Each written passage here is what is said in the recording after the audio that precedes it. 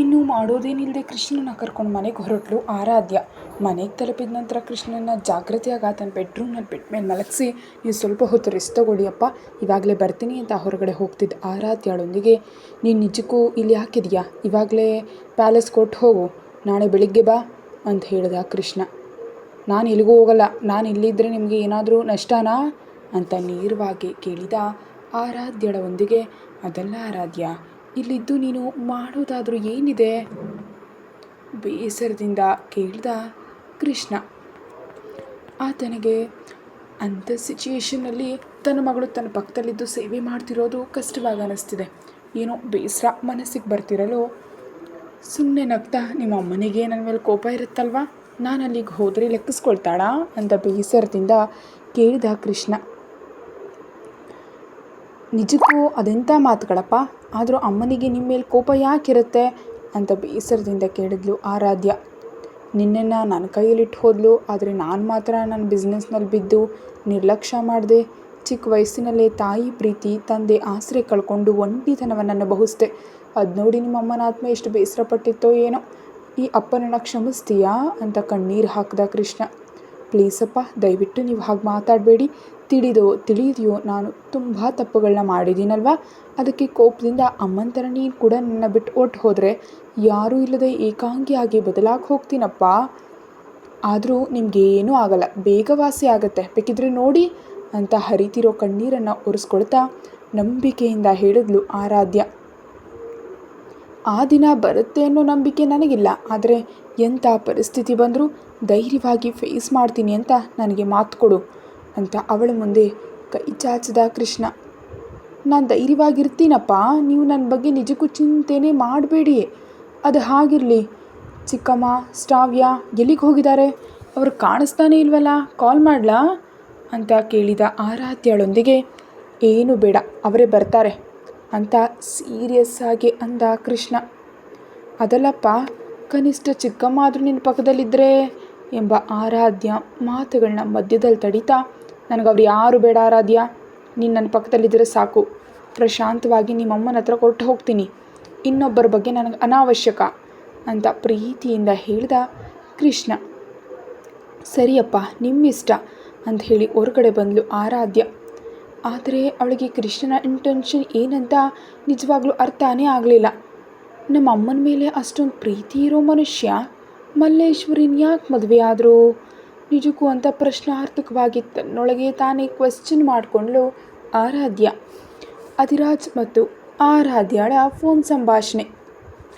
Food ಕೊಟ್ಟು ಮೆಡಿಸಿನನ್ನು ಹಾಕಿ ಆತ ಮಲಗಿದ ನಂತರ ರೂಮ್ ಒಳಗಡೆ ಬಂದಂಥ ಆರಾಧ್ಯ ಇಲ್ಲಿವರೆಗೂ ಕಂಟ್ರೋಲ್ ಮಾಡಿಕೊಂಡಿದ್ದ ಕಣ್ಣೀರಿಗೆ ಫ್ರೀಡಮನ್ನು ಕೊಟ್ಟಳು. ಇಷ್ಟರಲ್ಲಿ ಅವಳ ಮೊಬೈಲ್ ರಿಂಗ್ ಆಯಿತು. ಡಿಸ್ಪ್ಲೇಯಲ್ಲೇ ಮೇಲ್ಗಡೆ ಇದ್ದಂಥ ಅಧಿರಾಜ್ ನೇಮ್ ಕಾಣಿಸ್ತಿದ್ದಂತೆ ಅಟೆಂಡ್ ಮಾಡಿ ಕಿವಿ ಹತ್ತಿರ ಇಟ್ಕೊಂಡು ಸೈಲೆಂಟ್ ಆದ್ಲು. ಏನು ಮಾಡ್ತಿದ್ಯಾ, ತಿಂದಿದ್ಯಾ ಅಂತ ಕೇಳಿದ ಅಧಿರಾಜ್ ವರ್ಮ. ಬೇಸರ ಆಗಿದೆ ಅಂತ ತುಂಬ ನೋವಿನ ಧ್ವನಿಯಲ್ಲಿ ಆನ್ಸರ್ ಮಾಡಿದ್ಲು ಆರಾಧ್ಯ. ಡೋಂಟ್ ವರಿ, ಎಲ್ಲ ಸರಿ ಹೋಗುತ್ತೆ, ಏನೂ ಆಗಲ್ಲ, ನೀನು ಚಿಂತೆ ಪಡಬೇಡ. ಅದಿರಲಿ, ನನಗೆ ಯಾಕೆ ಕಾಲ್ ಮಾಡಲಿಲ್ಲ ಅಂತ ಕೋಪದಿಂದ ಕೇಳಿದ ಅಧಿರಾಜ್. ನೀವು ನನ್ನ ಜೊತೆ ಮಾತಾಡಬೇಕು ಅಂತ ಅಂದ್ಕೊಂಡಿದ್ದೀರಾ ಅಂತ ತಿಳಿಯರೆ ಕಾಲ್ ಮಾಡಲಿಲ್ಲ, ಆದರೂ ನನಗಷ್ಟೇ ಅಲ್ಲ, ನಿಮಗೂ ಫೋನ್ ಇದೆ, ನೀವು ಕೂಡ ಕಾಲ್ ಮಾಡ್ಬೋದಿತ್ತಲ್ವಾ, ಮತ್ತು ನೀವು ಯಾಕೆ ಮಾಡಲಿಲ್ಲ ಅಂತ ವ್ಯಂಗ್ಯವಾಗಿ ಕೇಳಿದ್ಲು ಆರಾಧ್ಯ. ಈ ವ್ಯಂಗ್ಯಕ್ಕೇನು ಕಡಿಮೆ ಇಲ್ಲ ನೀನು, ಆದರೆ ನನಗೆ ಎದುರು ಮಾತಾಡ್ತಾ ಇರೋದಕ್ಕೆ ನಿನಗೆ ಪನಿಷ್ಮೆಂಟ್ ಕೊಡಬೇಕು ಅಂತ ಸೀರಿಯಸ್ ಆಗಿ ಹೇಳ್ದ ಅಧಿರಾಜ್. ಆಹಾ, ಕೊಟ್ಟರೆ ತಗೊಳ್ಳೋದಕ್ಕೆ ಇಲ್ಲಿ ಯಾರೂ ಖಾಲಿಯಾಗಿ ಕೂತಿಲ್ಲ, ಆದರೂ ಸಣ್ಣ ಮಕ್ಕಳ ಹತ್ರ ಹಾಗೆ ಮಾತಾಡೋದಕ್ಕೆ ನಿಮಗೇನು ಅನ್ನಿಸ್ತಿಲ್ವಾ ಅಂತ ಕೋಪದಿಂದ ರಿವರ್ಸ್ನಲ್ಲಿ ಕೇಳಿದ್ಲು ಆರಾಧ್ಯ. ಇಲ್ಲಿ ಅಷ್ಟೊಂದು ಸಣ್ಣ ಮಕ್ಕಳು ಯಾರಿದ್ದಾರಿಷ್ಟಕ್ಕೂ ಅಂತ ವ್ಯಂಗ್ಯವಾಗಿ ಕೇಳಿದ ಅಧಿರಾಜ್ನೊಂದಿಗೆ. ನಾನಿದ್ದೀನಲ್ವಾ, ಇನ್ನೂ ನನಗೆ 20 ಕೂಡ ಕಂಪ್ಲೀಟ್ ಆಗಿಲ್ಲ, ಸಣ್ಣ ಹುಡುಗಿನ ಮದುವೆಯಾಗಿ ಹಿಂಸಿಸ್ತೀರ ನೀವು ಅಂತ ಬಿಲ್ಡಪ್ ಕೊಟ್ಟಳು ಆರಾಧ್ಯ. ಹೌದಾ, ಮತ್ತು ಮದುವೆ ಆಗೋದಕ್ಕೆ ಕರೆಕ್ಟಾದ ಏಜ್ ಯಾವುದು ಅಂತ ಸ್ವಲ್ಪ ಹೇಳ್ತೀಯಾ ಅಂತ ಕೇಳಿದ ಅಧಿರಾಜ್ ಮಾತುಗಳ ಅರ್ಥಕ್ಕೆ ಆರಾಧ್ಯಳ ಬಾಯಿ ಮುಚ್ಚೋಯ್ತು. ಏನಿದು ಆರಾಧ್ಯ, ಸೈಲೆಂಟ್ ಆಗಿಬಿಟ್ಟೆ, ಏನು ಮಾತಾಡಲ್ವಾ ಅಂತ ರೇಗಿಸ್ತಿದ್ದ ಅಧಿರಾಜ್ನನ್ನು ಏನೂ ಅನ್ನಲಾಗದೆ ಸರಿ ಅಂತ ಸಣ್ಣದಾಗಿ ಬದಲಾಗಿ ಹೇಳಿದ್ಲು ಆರಾಧ್ಯ. ಯಾಕೆ ಬೇಬಿ, ಯಾಕಷ್ಟು ಸೈಲೆಂಟ್ ಆಗಿಬಿಟ್ಟೆ ಅಂತ ಕೇಳ್ತಿದ್ದು ಅಧಿರಾಜ್ನೊಂದಿಗೆ. ನಮ್ಮ ಅಪ್ಪಗೆ ವಾಸಿ ಆಗುತ್ತಾ ಅಂತ ಕಂಗಾರನಿಂದ ಕೇಳಿದ್ಲು ಆರಾಧ್ಯ. ನೋ ಹೋಪ್ಸ್ ಬೇಬಿ, ಡಾಕ್ಟರ್ ಕ್ಲಿಯರಾಗಿ ಹೇಳಿದ್ದಾರೆ, ಮೆಂಟಲಾಗಿ ಪ್ರಿಪೇರ್ ಆಗು, ಇರುವಷ್ಟು ದಿನ ನಿನ್ನ ತಂದೆಯನ್ನು ಚೆನ್ನಾಗಿ ನೋಡ್ಕೊ, ಮೆಮೊರೀಸ್ನ ಕಲೆ ಹಾಕು ಅಂತ ಹೇಳ್ದ ಅಧಿರಾಜ್.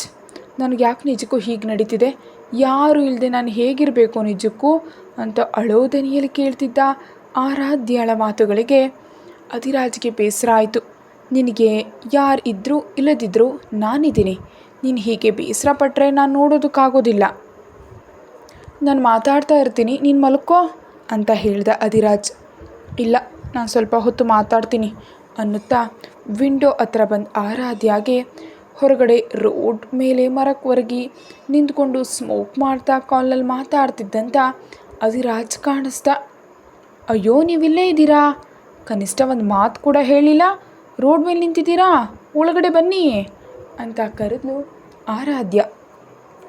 ನೋ ಪ್ರಾಬ್ಲಮ್, ನಾನು ಇಲ್ಲೇ ಇರ್ತೀನಿ, ನೀನು ಹೋಗಿ ಮಲ್ಕೋ ಅಂತಿದ್ದ ಅಧಿರಾಜ್ನ ಬೈತ್ಕೊಳ್ತಾ ವಿಂಡೋನ ಕ್ಲೋಸ್ ಮಾಡ್ಕೊಂಡು ಹೋಗಿ ಬೆಡ್ ಮೇಲೆ ಮಲಗಿ ಮಾತಾಡ್ತಾ ಹಾಗೆ ನಿದ್ರೆಗೆ ಜಾರಿದ್ಲು ಆರಾಧ್ಯ. ಸ್ವಲ್ಪ ಹೊತ್ತಿಗೆ ಅವಳು ಉಸಿರು ಬಿಡ್ತಿರೋ ಸೌಂಡ್ಗೆ ಮಲಗಿದಾಳೆ ಅಂತ ಅವನಿಗೆ ಅರ್ಥ ಆಯಿತು. ಅಧಿರಾಜ್ ಕಾಲ್ ಕಟ್ ಮಾಡ್ದ.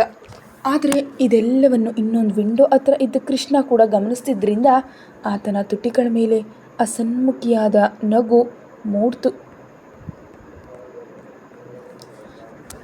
ಮರುದಿನ ಬೆಳಿಗ್ಗೆ ಕೃಷ್ಣನ ಹತ್ರಕ್ಕೆ ಹೋದ ಆರಾಧ್ಯಳೊಂದಿಗೆ ಅಧಿರಾಜ್ನ ಒಂದು ಬಾರಿ ಮನೆಗೆ ಬರೋದಕ್ಕೆ ಹೇಳು, ನಾನು ಸ್ವಲ್ಪ ಮಾತಾಡೋ ಕೆಲಸ ಇದೆ ಅಂತ ಹೇಳಿದ ಕೃಷ್ಣ. ಅಧಿರಾಜ್ ಜೊತೆ ಏನು ಮಾತಾಡ್ತೀಯಪ್ಪ ನೀನು ಅಂತ ಕಂಗಾಲಾಗಿ ಕೇಳಿದ ಅವಳೊಂದಿಗೆ, ನಿನಗೇನಾದರೂ ಪ್ರಾಬ್ಲಮ್ ಇದೆಯಾ, ಯಾಕಷ್ಟು ಕಂಗಾಲಾಗ್ತಿದೆಯಾ ಅಂತ ಅನುಮಾನವಾಗಿ ನೋಡ್ದ ಕೃಷ್ಣ. ಅದಲ್ಲಪ್ಪ, ನಿಮಗೆ ಅಷ್ಟು ಶ್ರಮ ಯಾಕೆ, ವಿಷಯ ಏನಂತ ಹೇಳಿದ್ರೆ ಅಧಿರಾಜ್ಗೆ ನಾನೇ ಇನ್ಫಾರ್ಮ್ ಮಾಡ್ತೀನಿ ಅಂತ ಕಂಗಾಲಾಗಿ ಅಂದ್ಲು ಆರಾಧ್ಯ. ನಿಜಕ್ಕೂ ತಂದೆಗೆ ಅಧಿರಾಜ್ ಅಂದರೆ ನಿಜಕ್ಕೂ ಇಷ್ಟನೇ ಇಲ್ಲ, ವಿಷಯ ತಿಳಿದಾಗಿನಿಂದ ಡೈವೋರ್ಸ್ ಅಂತ ಕಾಲ್ ಮಾಡಿದ್ದ, ಇವಾಗ ಆ ವಿಷಯ ಮಾತಾಡಿ ಎಲ್ಲಿ ಕಳಿಸೋದಕ್ಕೆ ಟ್ರೈ ಮಾಡ್ತಾನೋ ಅಂತ ಹೆದರಿದ್ಲು ಆರಾಧ್ಯ.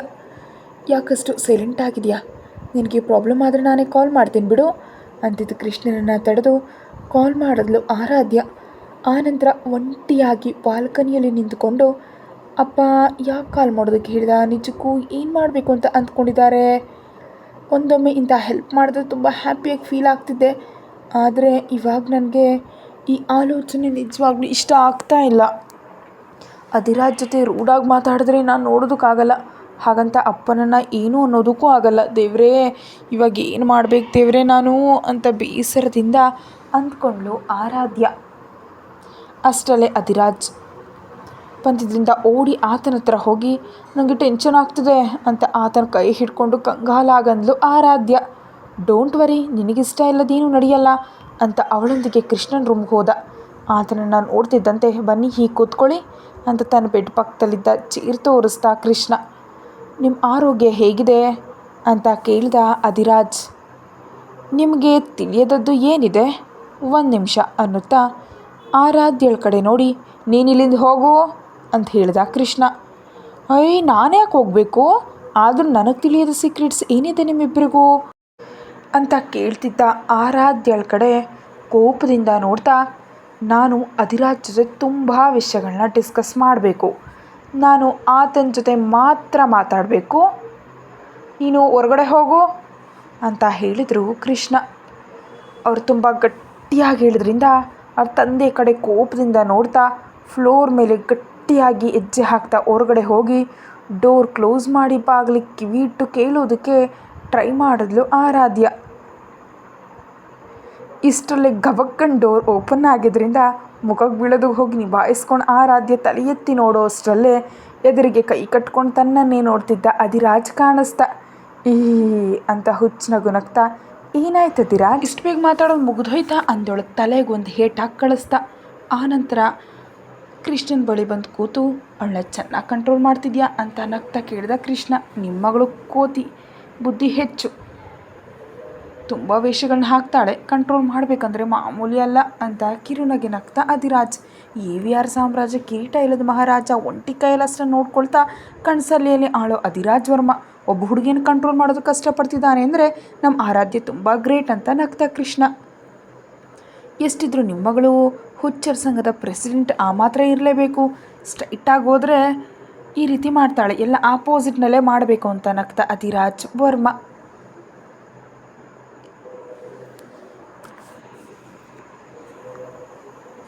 ಆತನ ಮುಗ್ದ ನಗು ನೋಡ್ತಾ, ಮೊದಲನೇಲಿ ಆರಾಧ್ಯಾಗ ನೀನು ಮದುವೆ ಆಗಿದೆ ಅಂತ ತಿಳಿದಾಗ ಕಂಗಾಲಾಗ್ತಾ ಬಿದ್ದೆ. ನಿಂಗೆ ಡೈವರ್ಸ್ ಕೊಡಿಸ್ಬೇಕು ಅಂದ್ಕೊಂಡಿದ್ದೆ. ನನ್ನ ಮಗಳೊಬ್ಬ ಸಾಧಾರಣ ಗೃಹಿಣಿಯಾಗಿ ಗಂಡ ಮಕ್ಕಳೊಂದಿಗೆ ಹ್ಯಾಪಿಯಾಗಿರಬೇಕು, ಯಾವುದೇ ಟೆನ್ಷನ್ ಇರಬಾರ್ದು ಅಂದ್ಕೊಂಡಿದ್ದೆ. ಅದವಳ ಅಮ್ಮನ ಕೊನೆಯ ಆಸೆ ಕೂಡ ಆಗಿತ್ತು. ಕಾಣದ ಅದಕ್ಕೆ ಭಿನ್ನವಾಗಿ ನಿನಗೆ ಹೆಂಡತಿ ಆದಳು, ನಿನ್ನ ಜೊತೆ ತುಂಬ ದೂರ ಬಂದುಬಿಟ್ಟಿದ್ದಾಳೆ. ಆದರೆ ನನಗೊಂದು ಮಾತ್ರ ಹೆಮ್ಮೆಯಿಂದ ಹೇಳಬಲ್ಲೆ, ಈ ಕ್ಷಣ ನಿನಗೆ ಅಧಿರಾಜ್ ಬೇಕಾ ನಾನು ಬೇಕಾ ಅಂದರೆ ಕಷ್ಟ ಆದರೂ ಕೂಡ ನಾನೇ ಬೇಕು ಅಂತ ನನ್ನ ಹತ್ರಕ್ಕೆ ಬರ್ತಾಳೆ. ನನಗದು ಸಾಕು. ಅವಳನ್ನ ಯಾವಾಗಲೂ ಸಂತೋಷವಾಗಿ ನೋಡ್ಕೊಳ್ತೀಯ ಅಲ್ವಾ ಅಂತ ಆಸೆಯಿಂದ ಕೇಳಿದ ಕೃಷ್ಣ. ಆರಾಧ್ಯ ಬಗ್ಗೆ ನೀವು ಚಿಂತೆ ಮಾಡಬೇಡಿ, ನಾನು ನೋಡ್ಕೊಳ್ತೀನಿ. ಇಷ್ಟಕ್ಕೂ ನೀವು ಬರೋದಕ್ಕೆ ಹೇಳಿದ ವಿಷಯ ಏನಂತ ಸ್ಟ್ರೈಟಾಗಿ ಕೇಳಿದ ಅಧಿರಾಜ್ಗೆ ಆತನ ಮಾತುಗಳಿಗೆ ಸಣ್ಣದಾಗಿ ನಗ್ತಾ, ನಿನ್ನಂಥವ್ರನ್ನ ಡೀಲ್ ಮಾಡೋದು ಕಷ್ಟ. ಜಸ್ಟ್ ಮುಖ ನೋಡಿ ಪ್ರತಿ ವಿಷಯ ಹೊರಗಡೆ ಹೇಳಿಬಿಡ್ತೀಯಾ? ಎಷ್ಟು ಸ್ಟ್ರಾಂಗ್ ಆಗಿರೋದು ಎಲ್ರಿಗೂ ಸಾಧ್ಯ ಆಗಲ್ಲ. ಆರಾಧ್ಯ ನಿನ್ನ ಜೊತೆ ಹೇಗೆ ಹೊಂದ್ಕೊಳ್ತಾಳೋ ಏನೋ ಅಂತ ಕರುಣೆಯಿಂದ ಅಂದ ಕೃಷ್ಣ. ನೀವಷ್ಟೊಂದು ಕರುಣೆ ಪಡಬೇಕಾದ ಅವಶ್ಯಕತೆ ಏನಿಲ್ಲ. ನಿಮ್ಮ ಮಗಳ ಮೇಲಲ್ಲ, ಅವಳ ಥರದ ಹುಡುಗಿನ ಡೀಲ್ ಮಾಡ್ತಿರೋದು ನನ್ನ ಮೇಲೆ ನೀವು ಕರುಣೆ ಪಡಬೇಕು ಅಂತ ಕ್ಲಿಯರ್ ಆಗಿ ಹೇಳ್ದ.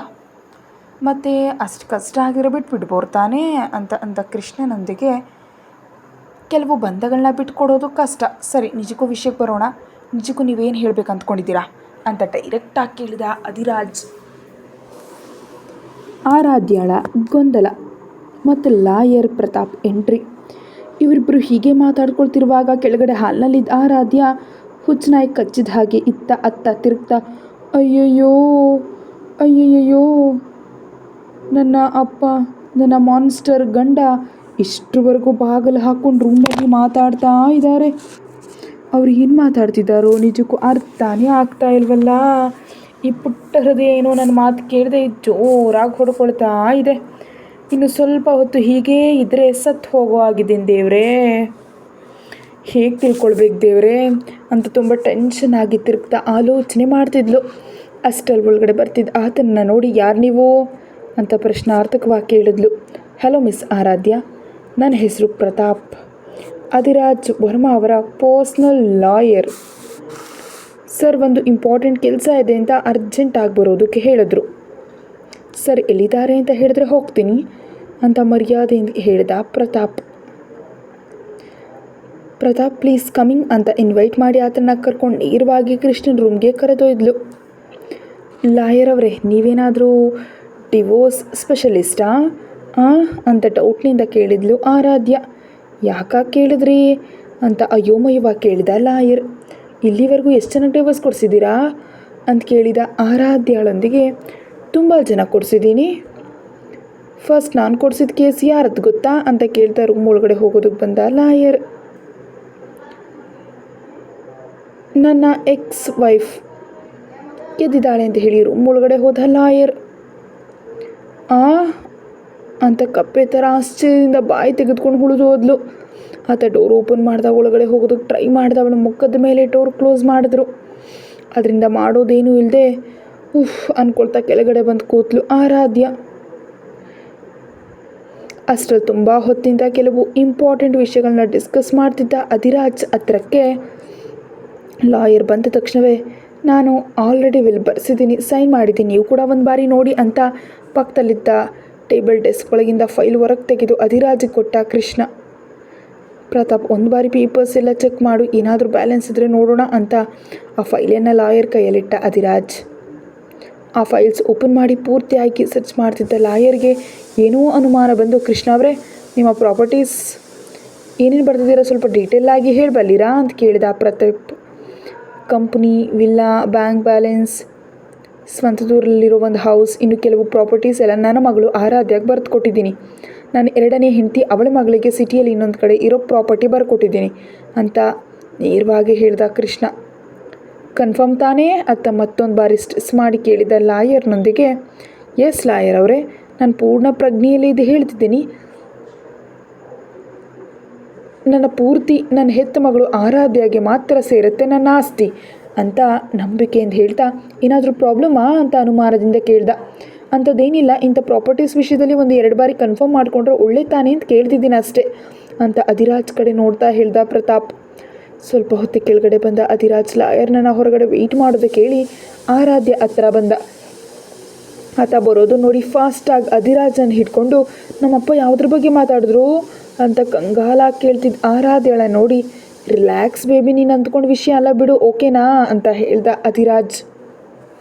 ಅಬ್ಬಾ, ಸಸ್ಪೆನ್ಸ್ನಲ್ಲಿ ಹಿಡಿದೆ ನಿಜಕ್ಕೂ ವಿಷಯ ಹೇಳು ಅಂದ ಆರಾಧ್ಯಳ ಹಣೆ ಮೇಲೆ ಮುತ್ತಿಟ್ಟು. ವಿಲ್ ಬರ್ಸಿದಾರಷ್ಟೇ, ನನಗೆ ಅರ್ಜೆಂಟ್ ವರ್ಕ್ ಇದೆ ಅಂತ ಹೇಳಿ ಹೊರಗಡೆ ಹೋದ ಅಧಿರಾಜ್. ಗೇಟ್ ಹೊರಗಡೆ ಬಂದ ಅಧಿರಾಜ್ ಡೈರೆಕ್ಟಾಗಿ ಕಾರ್ನಲ್ಲಿ ತನಗಾಗಿ ವೆಯ್ಟ್ ಮಾಡ್ತಿದ್ದ ಪ್ರತಾಪ್ ಹತ್ರಕ್ಕೆ ಬಂದು, ವಿಲ್ಲಲ್ಲಿ ಏನಿದೆ ಅಂತ ಡೈರೆಕ್ಟಾಗಿ ಕೇಳ್ದ. ಸರ್, ವಿಲ್ ಯಾರೋ ಬೇಕಂತಾನೆ ಚೇಂಜ್ ಮಾಡಿದ್ದಾರೆ, ಅದು ತಿಳಿಯೋದೇ ಕೃಷ್ಣ ಅವರು ತಾವು ಪ್ರಿಪೇರ್ ಮಾಡಿಸಿದ ವಿಲ್ ಅಂದ್ಕೊಂಡು ಸೈನ್ ಮಾಡಿದ್ದಾರೆ. ಬಹುಶಃ ಅವರ ಲಾಯರ್ ಯಾರೊಂದಿಗೂ ಕೈ ಜೋಡಿಸಿ ಮೋಸ ಮಾಡಿದ್ದಾರೆ ಅಂತ ಅನುಮಾನ ವ್ಯಕ್ತಪಡಿಸ್ತಾ ಅಂದ ಲಾಯರ್.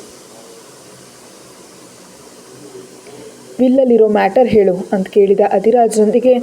ಕೃಷ್ಣ ಅವ್ರು ಯಾವುದನ್ನು ಆರಾಧ್ಯ ಮೇಡಮ್ ಬರೆದಿದ್ದೀನಿ ಅಂದ್ರೋ ಅವೆಲ್ಲ ಆತನ ಸೆಕೆಂಡ್ ವೈಫ್ ಆ್ಯಂಡ್ ಡಾಟರ್ ಹೆಸರಿನಲ್ಲಿ ಇವೆ. ಆರಾಧ್ಯ ಮೇಡಮ್ ಹೆಸರಲ್ಲಿ ಓನ್ಲಿ ಸಿಂಗಲ್ ಪ್ರಾಪರ್ಟಿ ಮಾತ್ರ ಇದೆ ಅಂತ ಹೇಳಿದ ಪ್ರತಾಪ್. ಅದರಿಂದೆಲ್ಲ ಯಾರ ಕೆಲಸ ಅಂತ ಅರ್ಥ ಆಗೋಯ್ತು. ಆರಾಧ್ಯ ಹೆಸರಿನಲ್ಲಿಗೆ ಟ್ರಾನ್ಸ್ಫರ್ ಮಾಡ್ತಿರೋ ಹಾಗೆ ಡಾಕ್ಯುಮೆಂಟ್ಸ್ ರೆಡಿ ಮಾಡಿ ಎಷ್ಟು ಸಾಧ್ಯವೋ ಅಷ್ಟು ಬೇಗ ಕೃಷ್ಣ ಅವ್ರ ಹತ್ರ ಸೈನ್ ತಗೋ. ಮುಖ್ಯವಾಗಿ ಆತನ ಚಿರಾಸ್ತಿಗಳೊಂದಿಗೆ ಆತನ 2ನೇ ಹೆಂಡತಿ ಅವಳ ಮಗಳಿಗೆ ಯಾವುದೇ ಸಂಬಂಧ ಇಲ್ಲ ಅಂತ ಮೆನ್ಷನ್ ಮಾಡು ಅಂತ ಹೇಳ್ದ ಅಧಿರಾಜ್. ಓಕೆ ಸರ್ ಅಂತ ಹೇಳಿ ಪ್ರತಾಪ್ ಹೊರಟು ಹೋದ ತಕ್ಷಣವೇ ದಾಸ್ಗೆ ಕಾಲ್ ಮಾಡಿ ಮಲ್ಲೇಶ್ವರಿ ಇನ್ನು ಶ್ರಾವ್ಯ ಬಗ್ಗೆ ಕಂಪ್ಲೀಟ್ ಇನ್ಫಾರ್ಮೇಷನ್ ಜೊತೆಗೆ ರಿಸೈನ್ ಮಾಡಿ ಹೊರಟು ಹೋದ ಅವರ ಫ್ಯಾಮಿಲಿ ಲಾಯರ್ ಬಗ್ಗೆ ಕೂಡ ನನಗೆ ತಕ್ಷಣ ಇನ್ಫಾರ್ಮೇಷನ್ ಬೇಕು ಅಂತ ಆರ್ಡರ್ ಮಾಡ್ದ ಅಧಿರಾಜ್ ವರ್ಮಾ. ಮಲ್ಲೇಶ್ವರಿ ಮತ್ತು ಶ್ರಾವ್ಯಾಳ್ ಎಂಟ್ರಿ. ಆ ದಿನ ಸಾಯಂಕಾಲ ಆರಾಧ್ಯ ಪಕ್ಕದಲ್ಲಿದ್ದು ಕೃಷ್ಣನ್ಗೆ ಫುಡ್ ತಿನ್ನಿಸಿ ಮೆಡಿಸಿನ್ ಕೊಡ್ತಿದ್ದ ಟೈಮ್ನಲ್ಲಿ ಇಬ್ಬರು ಮನೆಗೆ ಬಂದರು. ಮಲ್ಲೇಶ್ವರಿ, ಶ್ರಾವ್ಯ ಇಬ್ಬರು ಬಂದ ತಕ್ಷಣವೇ, ಅಬ್ಬಾ, ಬೆಳಗಿಂದ ನಿಜಕ್ಕೂ ಬಿಡುವೇ ಇರಲಿಲ್ಲ, ಒಂದೇ ಸಮನೆ ಊಟ. ನಿಜಕ್ಕೂ ಇಷ್ಟು ವರ್ಷಗಳಿಂದ ನೀವು ಕಂಪ್ನಿನ ಹೇಗೆ ಮೇಂಟೈನ್ ಮಾಡ್ತಿದ್ರೋ ನನಗಂತೂ ಅರ್ಥನೇ ಆಗ್ತಿಲ್ಲ. ಎಷ್ಟು ಸಾಧ್ಯವೋ ಅಷ್ಟು ಬೇಗ ನಿಮ್ಮ ಹೆಲ್ತ್ ಸೆಟ್ ಮಾಡಿಕೊಂಡು ಕಂಪ್ನಿ ಜವಾಬ್ದಾರಿನ ತಗೊಳ್ಳಿ ಅಂತ ಬೇಸರದ ಮುಖ ಇಟ್ಕೊಂಡು ಹೇಳಿದ್ಲು ಮಲ್ಲೇಶ್ವರಿ. ಅಮ್ಮ ಹೇಳ್ತಾ ಇರೋದು ನಿಜಪ್ಪ, ನೀವು ಬೇಗನೆ ಬಂದು ಕಂಪ್ನಿ ಜವಾಬ್ದಾರಿ ತೊಗೊಂಡ್ರೆ ಒಳ್ಳೆಯದು. ಅಲ್ಲಿದ್ದೀವಿ ಹೊರತು ನಮ್ಮ ಮನಸ್ಸೆಲ್ಲ ಇಲ್ಲಿ ನಿಮ್ಮ ಬಳಿಯೇ ಇತ್ತು. ಟೈಮ್ಗೆ ತಿಂದಿದ್ದೀರೋ ಇಲ್ವೋ ಅಂತ, ಹೇಗಿದ್ದೀರೋ ಅಂತ ಒಂದೇ ಸಮನೆ ಬೇಸರನೇ ಪಡ್ತಿದ್ದೋ ಗೊತ್ತಾ ಅಂತ ಅಮಾಯಕವಾಗಿ ಮುಖ ಇಟ್ಕೊಂಡು ಹೇಳಿದ್ಲು ಶ್ರಾವ್ಯ. ಆ ಇಬ್ಬರು ಅಷ್ಟು ಮಾತಾಡ್ತಿದ್ರು, ಯಾವುದೇ ಆನ್ಸರನ್ನು ಹೇಳದೆ ಸೈಲೆಂಟಾಗಿ ನೋಡ್ತಾ ಕೂತಿದ್ದ ಕೃಷ್ಣ. ಆದರೆ ಅವಳ ಮುಖ ನೋಡಿದ ಆರಾಧ್ಯಾಗೆ ಆ ಕಣ್ಗಳಲ್ಲಿ ಕಾಣಿಸಿದ ನಟನಿಗೆ ಕೋಪ ಬಂತು. ಇಬ್ಬರು ಒಂದು ಕಿರಿಕಿರಿಂದ ಅಂದ್ಕೊಳ್ತಾ, ಇನ್ನೂ ನಿಮ್ಮ ಸೀರಿಯಲ್ ಆ್ಯಕ್ಟಿಂಗ್ ಕಂಪ್ಲೀಟ್ ಆಗಿದ್ರೆ ದಯಮಾಡಿ ಹೊರಡಿ, ನಾನು ರೆಸ್ಟ್ ತಗೋಬೇಕು ಅಂತ ಹೇಳಿದ್ರು. ಕೋಪ ಬಂತು. ಮಲ್ಲೇಶ್ವರಿ ಒಳಗೊಳಗೆ ಕೋಪದಿಂದ ಉರಿದು ಹೋಗುತ್ತಾ ಹೊರಗಡೆ ನಗು ನಟಿಸ್ತಾ, ನಿನಗೆ ನಾನಂದರೆ ಶ್ರಾವ್ಯ ಅಂದರೆ ಇಷ್ಟ ಇಲ್ಲ ಅಂತ ನನಗೆ ಗೊತ್ತಾ ಆರಾಧ್ಯ. ನನ್ನ ಮುಖ ನೋಡೋದು ಇಷ್ಟ ಇಲ್ದಿದ್ರು ನಿಮ್ಮ ಅಪ್ಪ ಇರೋ ಸಿಚುಯೇಷನ್ಗೆ ತಪ್ಪಲ್ಲ. ನೀನು ಎಷ್ಟು ಮಾತು ಆಡಿದ್ರೂ ನನಗೆ ಕೋಪ ಬರೋಲ್ಲ. ನೀನು ಕೂಡ ನನ್ನ ಮಗಳೇ. ಈಗಾದರೂ ಕೋಪ ತಾಪ ಬಿಟ್ಟು ಶ್ರಾವ್ಯ ಜೊತೆ ಒಟ್ಟಿಗೆ ಇರು ಅಂತ ಶ್ರಾವ್ಯ ಮುಂದೆ ನಟಿಸಿದ್ಲು ಮಲ್ಲೇಶ್ವರಿ. ಅವಳ ಮಾತುಗಳನ್ನ ಲೆಕ್ಕಿಸ್ಕೊಳ್ದೆ ಸೈಲೆಂಟಾಗಿ ನಿಂತಿದ್ದ ಆರಾಧ್ಯ ಕಡೆ ಕೋಪದಿಂದ ನೋಡ್ತಾ ಅಂದ ಹಾಗೆ, ಇವತ್ತು ಲಾಯರ್ ಅವ್ರು ಬಂದಿದ್ರಂತೆ, ಹೌದಾ? ಯಾಕೆ, ನೀವು ಆಲ್ರೆಡಿ ವಿಲ್ ಬರೆದ್ಬಿಟ್ಟಿದ್ದೀರಲ್ಲ ಅಂತ ಅನುಮಾನದಿಂದ ಕೇಳಿದ್ಲು ಮಲ್ಲೇಶ್ವರಿ. ಓಹೋ, ಆ ವಿಷಯ ನಿಮ್ಮವರೆಗೂ ಬಂದುಬಿಟ್ಟಿದೆಯಾ? ಅಬ್ಬಾ, ನಿಮ್ಮ ನೆಟ್ವರ್ಕ್ ತುಂಬ ಫಾಸ್ಟ್ ಆಗಿದೆ ಅಂತ ವ್ಯಂಗ್ಯವಾಗಿ ಅಂದ ಆರಾಧ್ಯಾಳ ಒಂದಿಗೆ. ಈ ವಿಷಯಗಳನ್ನ ನಿಜಕ್ಕೂ ನೀನು ಯಾಕೆ ತಲೆ ಹಾಕ್ತಿದ್ಯಾ ಆರಾಧ್ಯ? ನಿಮ್ಮ ತಂದೆಯವರು ಇದಕ್ಕೂ ಮುಂಚೆಯೇ ವಿಲ್ಲನ್ನು ಬರೆದಿದ್ದಾರೆ, ಮತ್ತೇನಾದರೂ ಕೆಲಸ ಇತ್ತಾ ಅಂತ ಕೇಳಿದೆ. ಒಂದು ಕಡೆ ನಿಮ್ಮ ತಂದೆ ಹಾಗೆ ಅನಾರೋಗ್ಯದಿಂದ ಬಾಧೆ ಪಡ್ತಾ ಇದ್ದರೆ ನೀನು ಹೀಗೆ ಪ್ರತಿಯೊಂದು ನಿಲ್ಲಿಸೋದು ಏನು ಚೆನ್ನಾಗಿಲ್ಲ ಆರಾಧ್ಯ ಅಂತ ಕೋಪದಿಂದ ಅಂದ್ಲು. ಇನ್ನು ನಿಲ್ಲಿಸ್ತೀರಾ ಅಂತ ಕೂಗಾಡ್ತಿರುವಾಗಲೇ ಒಂದೇ ಬಾರಿಗೆ ಶ್ವಾಸ ಭಾರವಾಗಿ ಉಸಿರು ತಗೊಳ್ಳೋದಕ್ಕೆ ಕಷ್ಟಪಟ್ಟೆ ಕೃಷ್ಣ. ಅಯ್ಯೋ ನೀವಾಗ ಹೈಪರ್ ಆಗಬೇಡಿ, ಫಸ್ಟ್ ನಿಮ್ಮ ಹೆಲ್ತ್ ಇಂಪಾರ್ಟೆಂಟ್ ಅಂತ ಗಬಗಬನೆ ಹತ್ರಕ್ಕೆ ಹೋಗಿ ಎದೆ ಮೇಲೆ ಸವರಿದ್ಲು ಮಲ್ಲೇಶ್ವರಿ. ಆದರೆ ಶ್ರಾವ್ಯ ಮಾತ್ರ ತಡೀಲಾಗದೆ, ಅಪ್ಪ ಆ ವಿಲ್ ನೀವು ಲಾಯರ್ಗೆ ಕೊಟ್ರಾ ಅಂತ ಕ್ಯೂರಿಯಸ್ ಆಗಿ ಕೇಳಿದ್ಲು. ನಿಜಕ್ಕೂ ನೀನು ಇಲ್ಲಿಗೆ ಯಾಕೆ ಬಂದಿದ್ಯಾ ಅಂತ ಕೋಪದಿಂದ ನೋಡ್ದ ಕೃಷ್ಣ. ಇವಾಗ ನಾನೇನಂದೆ ಅಂತ ಅಷ್ಟು ಸೀರಿಯಸ್ ಆಗಿ ನೋಡ್ತಿದ್ಯಾ? ನನಗೆ ನನ್ನ ಫ್ಯೂಚರ್ ಇಂಪಾರ್ಟೆಂಟ್ ಅಂತ ಸೀರಿಯಸ್ ಆಗಂದ್ಲು ಶ್ರಾವ್ಯ. ಅಷ್ಟರಲ್ಲಿ ಕೋಪದಿಂದ ಏನೋ ಅನ್ನೋಣ ಅಂತ ಬಾಯಿ ತೆರೆದು ಆಯಾಸ ಪಡ್ತಿದ್ದ ಕೃಷ್ಣನಿಗೆ ವಾಟರ್ ಕುಡಿಸಿ, ಅಪ್ಪ ನೀವು ಯಾಕೆ ಇಷ್ಟೊಂದು ಆಯಾಸ ಮಾಡ್ಕೋತಿದ್ದೀರಾ?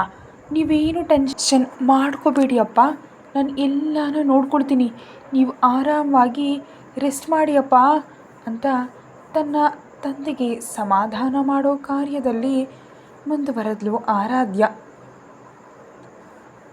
ನಿಮಗೆ ನಮ್ಮ ಮುಖ ಕೊಡೋದು ನೋಡೋದು ಕೂಡ ಇಷ್ಟ ಇಲ್ವಾ? ಹಾಗಾದರೆ ಬಿಡಿ, ನಾವು ಹೊರಟು ಹೋಗ್ತೀವಿ ಅಂತ ಹೇಳಿದ್ರು ತಾಯಿ ಮತ್ತು ಮಗಳು.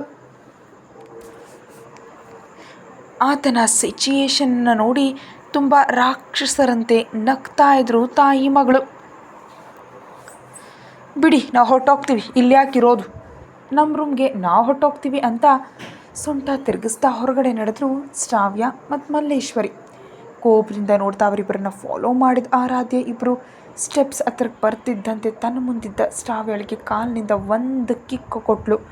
ಅವಳು ಮಲ್ಲೇಶ್ವರಿ ಮೇಲೆ ಬೀಳೋದ್ರಿಂದ ಇಬ್ಬರು ಒಟ್ಟಿಗೆ ಮುಂದೆ ಬಿದ್ದು ಮೆಟ್ಟಲುಗಳ ಮೇಲಿಂದ ಕೆಳಗಡೆ ದಬದಬ ಉರುಳುತ್ತಾ ಕೆಳಗಡೆ ಹೋಗಿ ನಿಂತರು.